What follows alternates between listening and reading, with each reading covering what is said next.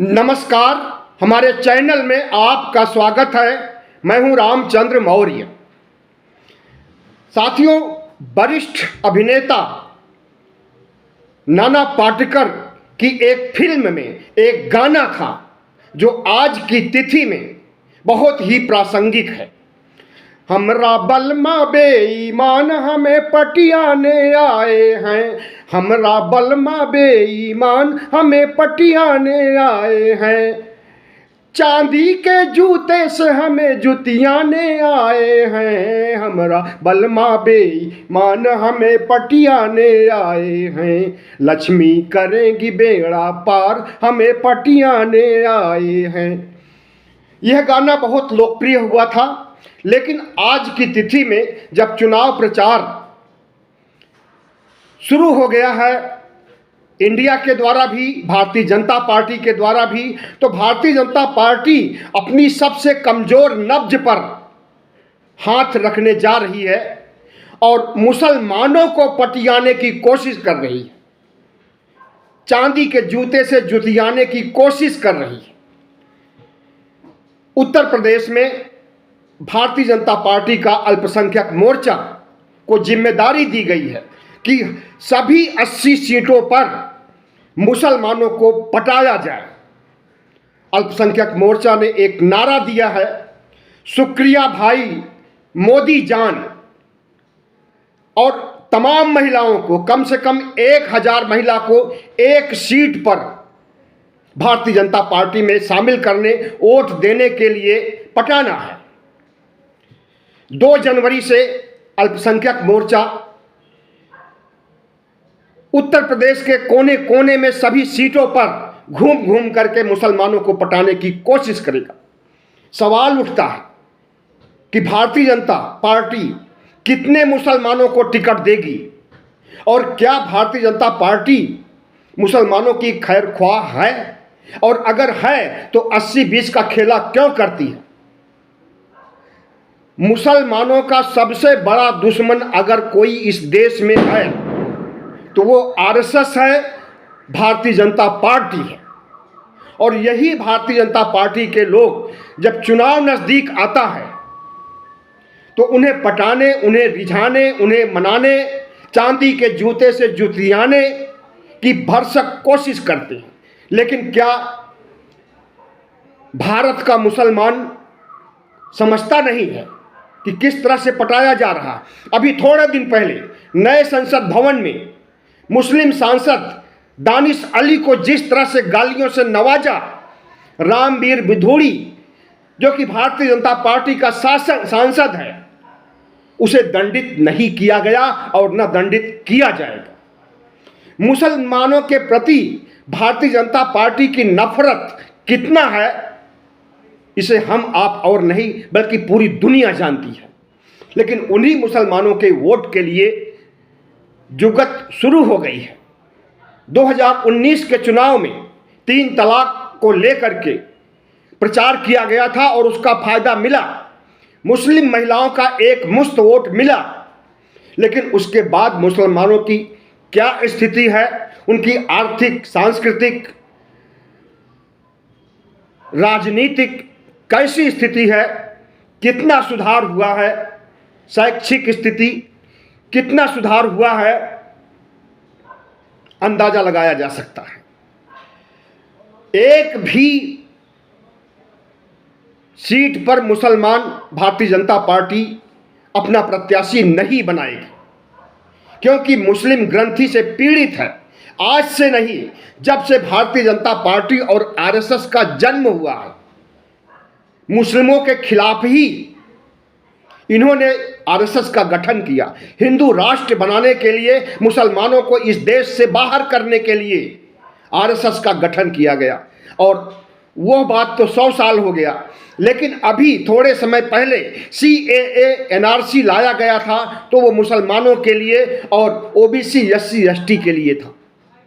अपनी नागरिकता प्रमाणित नहीं कर सकेंगे, कोई भी प्रूफ नहीं माने जाएंगे,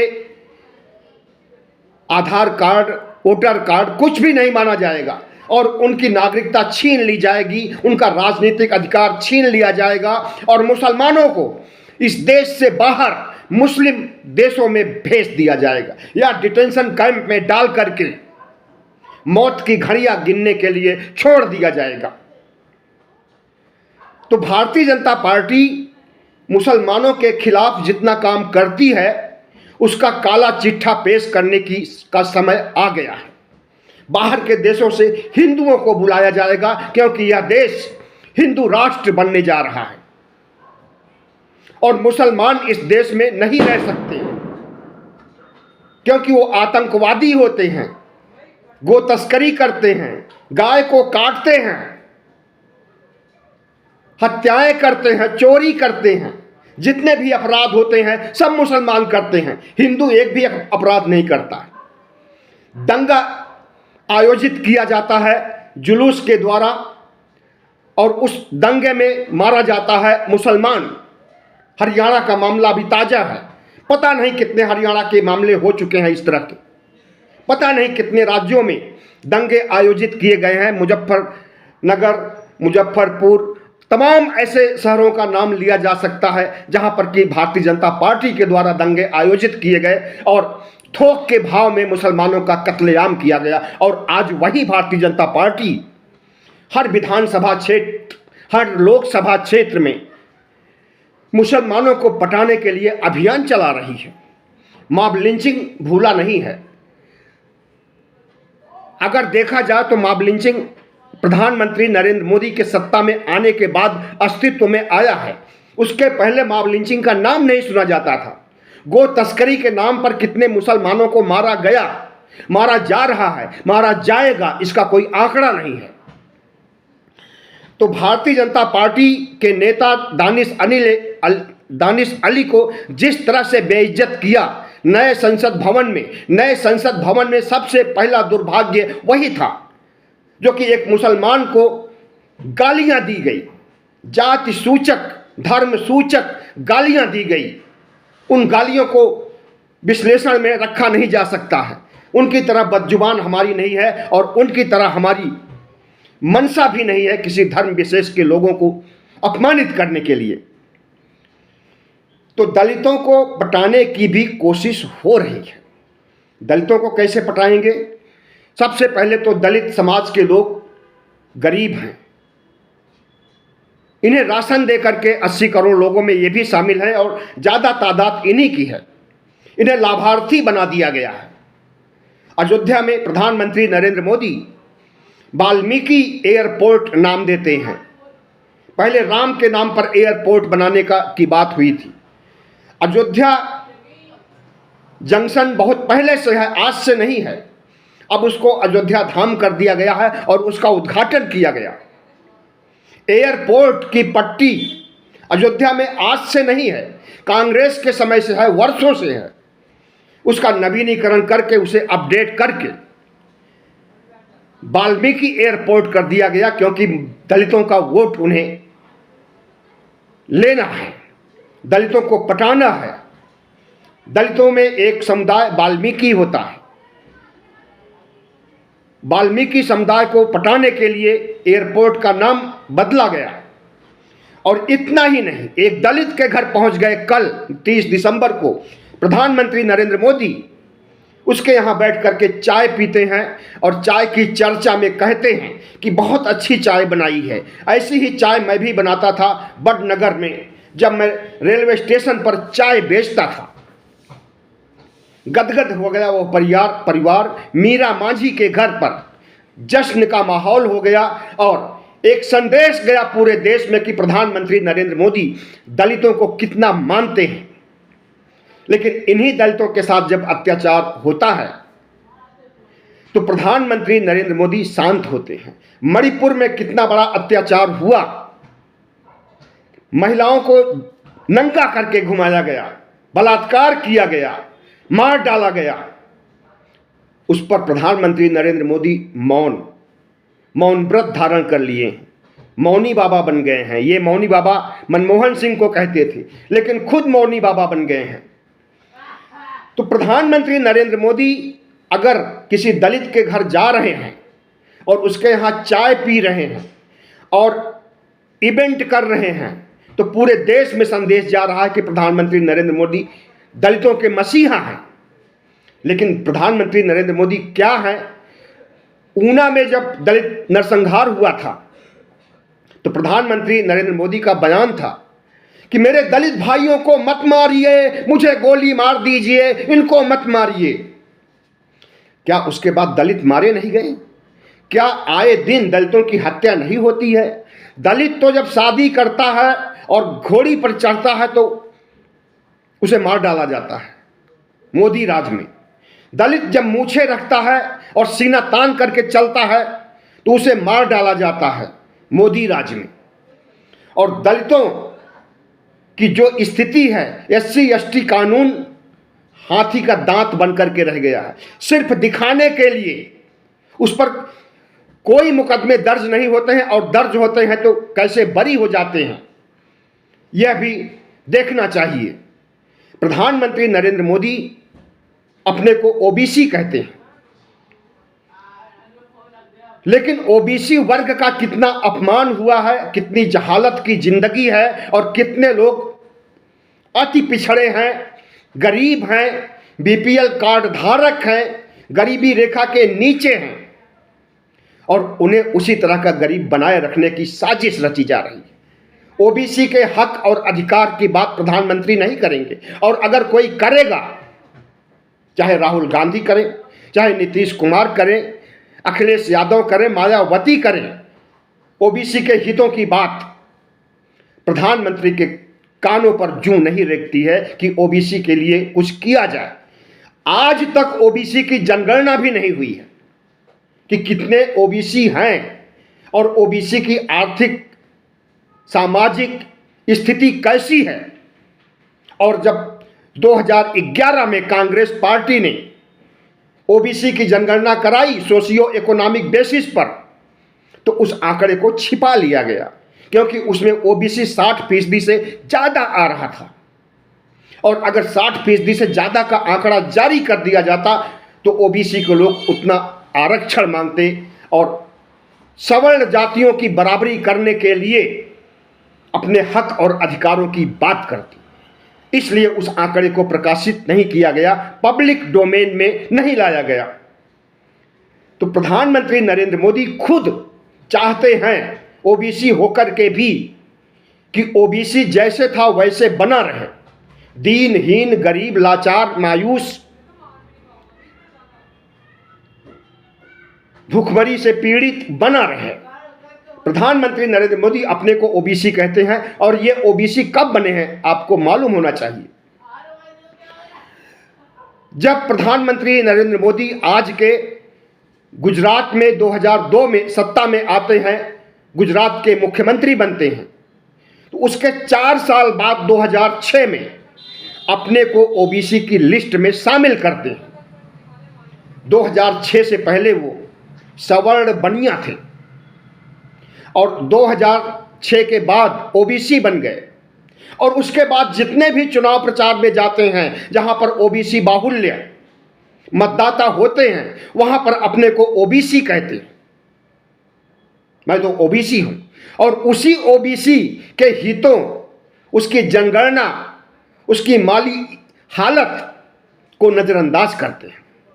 तो प्रधानमंत्री नरेंद्र मोदी का 2 चेहरा है। एक चेहरा है चुनाव जीतने वाला, और दूसरा चेहरा है शासन करने वाला, राज करने वाला। जो राज करने वाला चेहरा है उसके तहत सबका उत्पीड़न, सबसे आर्थिक रूप से पंगु बना देना, GST लाना और तमाम तरह के कर लगा करके पब्लिक को लूटना, और बदले में 5 किलो राशन देना।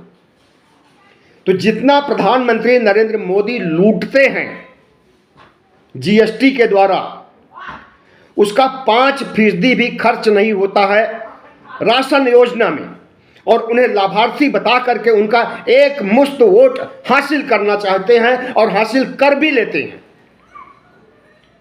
तो ये प्रधानमंत्री नरेंद्र मोदी का चाल चरित्र चेहरा है, मुसलमानों के प्रति, दलितों के प्रति और OBC के प्रति, आदिवासियों के प्रति इनका दृष्टिकोण देख लीजिए। इनके पार्टी के लोग आदिवासियों के ऊपर पेशाब करते हैं, आदिवासियों के, दलितों के मुंह में मैला डालते हैं चुनाव से पहले, और चुनाव के समय वही आदिवासी, वही दलित इनके पूजनीय हो जाते हैं और शुक्रिया भाईजान मुसलमानों को कहने के लिए मजबूर करते हैं। कितने मुसलमान इनके इस चेहरे में, जो नकली चेहरा पेश कर रहे हैं, इसमें आएंगे और इन्हें वोट देंगे, कुछ नहीं कहा जा सकता। हमें तो लगता है कि पिछली बार इन्हें 3 तलाक के आधार पर कुछ महिलाओं के वोट मिल गए थे, मुसलमान महिलाओं के, लेकिन इस बार वो वोट नहीं मिलने वाले हैं और लगभग 20% वोट मुसलमानों के हैं और मुसलमान 80% से ज़्यादा वोट देते हैं। हिंदुओं में वोट देने का प्रतिशत कम है, लेकिन मुसलमानों में वोट देने का प्रतिशत ज़्यादा है, तो 20% वोट बहुत होता है। और अगर प्रधानमंत्री कोशिश कर रहे हैं कि दलितों का, मुसलमानों का वोट हमें मिले, तो इसके पीछे यही मंतव्य है कि जो 20% वोट इंडिया को जाने वाला है एक मुश्त, उसमें सेंध लगाई जाए।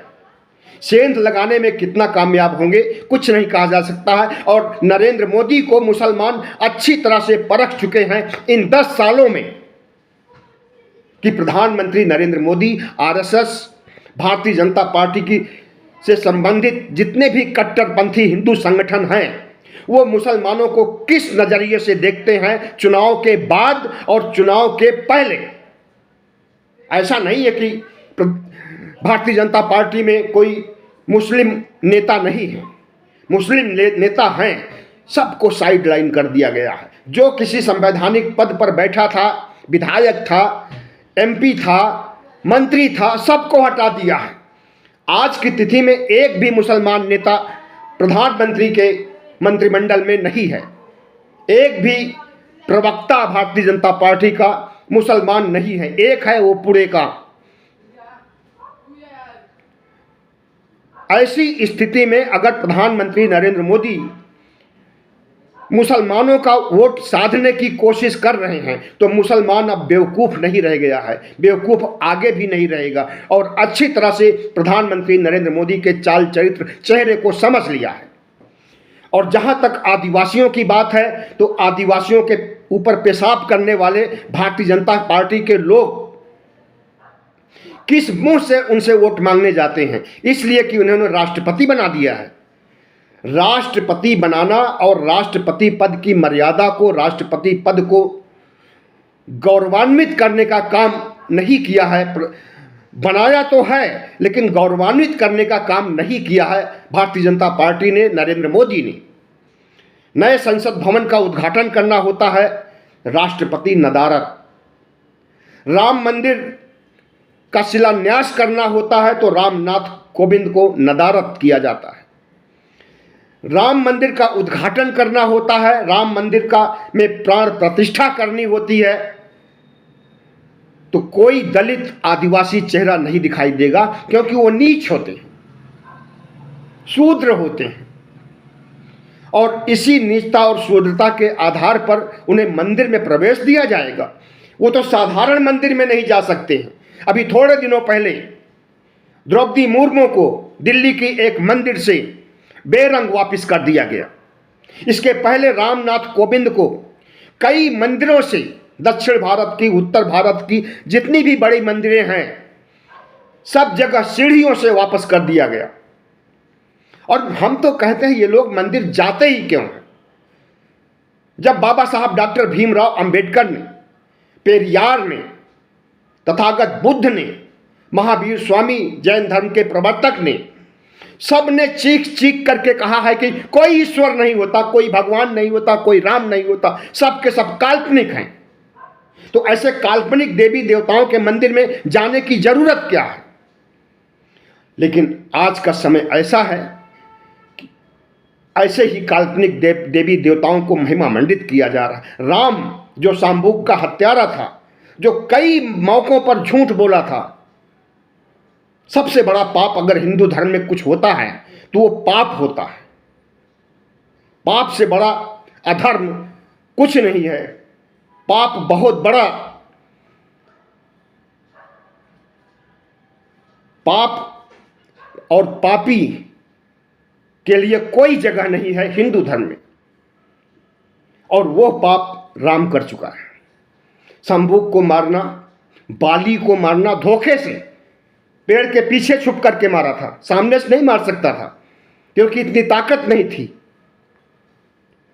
और उसके बाद तमाम से झूठ बोलना नरेंद्र मोदी ने उन्हीं से सीखा शायद, झूठ बोलना, जुमले छोड़ना।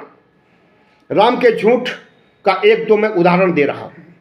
चित्रकूट में राम के पास सीता आती है, सीता नहीं शूर्पणखा आती है, शादी का प्रस्ताव रखती है। सुंदर तो थे ही, राजा के पुत्र थे, जंगल में आए हुए थे। शूर्पणखा ने प्रस्ताव रखा तो राम ने कहा, सीत ही चितई कही पुनि बाता, अहाय कुमार मोर लघु भ्राता। जबकि लक्ष्मण की शादी हो चुकी थी, उनकी पत्नी का नाम उर्मिला था। राम की शादी जब सीता से हुई थी तो उसके बाद तीनों भाइयों की शादी हुई थी। राम की शादी सीता से, लक्ष्मण की उर्मिला से, भरत की मांडवी से, शत्रुघ्न की सुतकीर्ति से। लेकिन राम ने क्यों झूठ बोला कि हमारे छोटे भाई की शादी नहीं हुई है, जाओ उससे शादी कर लो, और उसके पास जाती है तो उसका नाक कान काट लेते। अन्याय और अधर्म की शुरुआत तो राम और लक्ष्मण ने किया। तो ये मर्यादा पुरुषोत्तम कैसे हो गए, पूजनीय कैसे हो गए? एक ही झूठ नहीं, बहुत से झूठ हैं। प्रधानमंत्री नरेंद्र मोदी जिस रूप में राम को महिमा मंडित कर रहे हैं, एक तरह से वो वर्ण व्यवस्था को महिमा मंडित कर रहे हैं, एक तरह से अंधविश्वास और पाखंड को महिमा मंडित कर रहे हैं, एक तरह से मनुस्मृति को महिमा मंडित कर रहे हैं। और ये सभी कुछ 85% बहुजनों के लिए, ओबीसी, एससी, एसटी के लिए, जिनकी संख्या 85% है, उनके लिए अभिशाप है। न तो मनुस्मृति ओबीसी, एससी, एसटी के पक्ष में है, और न कोई धार्मिक ग्रंथ जो हिंदुओं के हैं ओबीसी, एससी, एसटी के पक्ष में नहीं है, क्योंकि वे नीच हैं, क्योंकि वो शूद्र हैं। मानवता का जितना विभाजन और अमानवीयता जितना हिंदू धर्म में है, उतना दुनिया के किसी धर्म में नहीं है।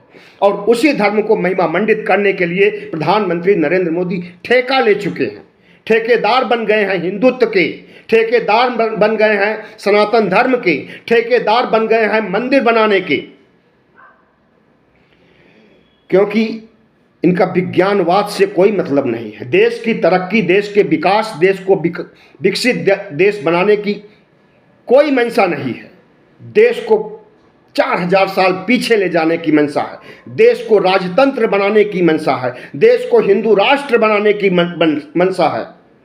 देश से संविधान को हटाना चाहते हैं, संविधान को नजरअंदाज कर रहे हैं, संविधान की धज्जियां उड़ा रहे हैं। प्रधानमंत्री कार्यालय में बैठा प्रधानमंत्री का सलाहकार 15 अगस्त 2023 को मिंट में अखबार में लेख लिख करके कहता है कि अब संविधान की कोई जरूरत नहीं है, संविधान को हटा देना चाहिए, संविधान को डस्टबिन में डाल देना चाहिए।